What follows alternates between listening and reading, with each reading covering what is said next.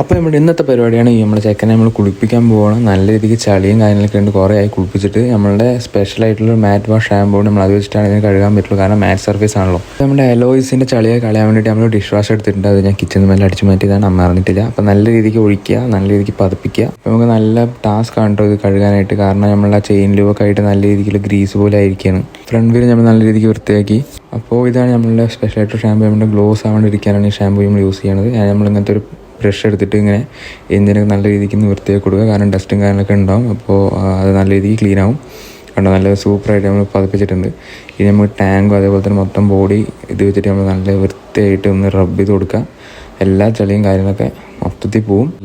എല്ലാ ഭാഗങ്ങളും നല്ല രീതിക്ക് നമ്മൾ പതിപ്പിച്ച് സൂപ്പറാക്കി വെച്ചിട്ടുണ്ട്. ഞാൻ മാസത്തിലേക്ക് ഇങ്ങനെ പ്രഷർ വാഷ് ചെയ്യാറുള്ളൂ. നമ്മൾ അല്ലെങ്കിൽ ഇങ്ങനെ തന്നെയാണ് കഴുകുക. ഓസ് വെച്ചിട്ട് ഇങ്ങനെ എല്ലാം നല്ല വൃത്തിയായിട്ട് നമ്മൾ അടിച്ച് കഴുകുക ചെയ്യുക. കാരണം നല്ല ക്ലീൻ ആയിട്ടുണ്ട് വണ്ടി.